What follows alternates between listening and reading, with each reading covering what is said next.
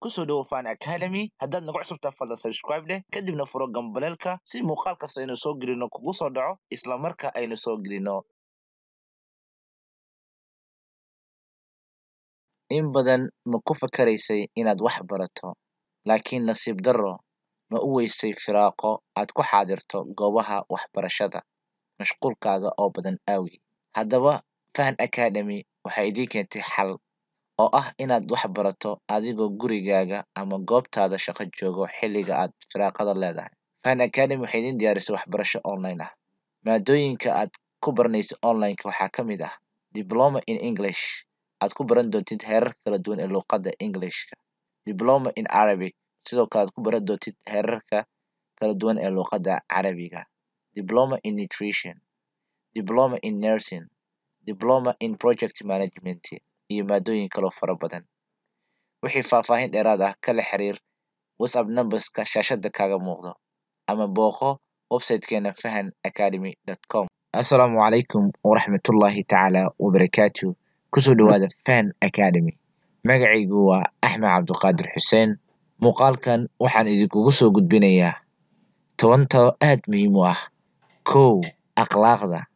Noqo qof akhlaaq wanaagsan leh. Haddii akhlaaqdaadu ay wanaagsanaato, dadka oo idilna way ku ixtiraamayaan.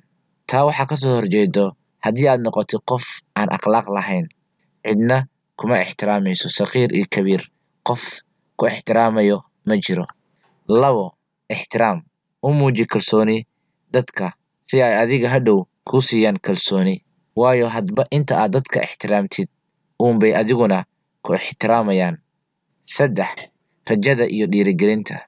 U rajay walaalkaaga ama walaashaada muslimka ah khayr si aad adna u heshid khayrka. 3. Ku caawi dadka. Qofkii ku dhahaa ma awoodo, ku dheh isku day. Qofkii ku dhahaa ma garanayo, ku dheh baro. Qofkii ku dhahaa macquul ma ahan, ku dheh tijaabi. 4. Isdhuldhig. Isku dhuldhig dhammaan bulshada qaybaheeda kala duwan. Hana dareensiinin walaalkaaga kale inaad wax dheer tahay. Mar kasta isla meel dhig xaaladdu ku sugan yahay. 5. Dulqaad. Weligaa ha caroon. Haddaad carootina isqabo. 6. Dhoola caddayn. U dhoola cadday walaalkaaga. 7. Hadiyad. U hadiyaday asxaabtaada, walaalahaaga, ehelkaaga. Sii hadiyad hadday doontaba ha yaraatee. 8. Labiska. Isku day mar kasta inaad labis wacan xidhato si bulshada kugu xeeran ugu qancaan una soo jiidatid indhahooda.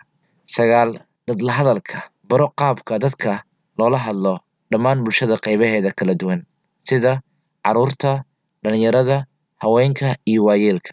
10. Dad dhegeysiga. Baro qaabka dadka loo dhegeysto, iskuna day in aad qof kasta ka dhageysatid ra'yigiisa iyo odhaahdiisa. Si degan oo feejignaan leh u dhegeyso qofka walaalkaaga ah, kadibna u jawaab. Waxaa hubaal ah inaad qalbigiisa soo jiidanaysid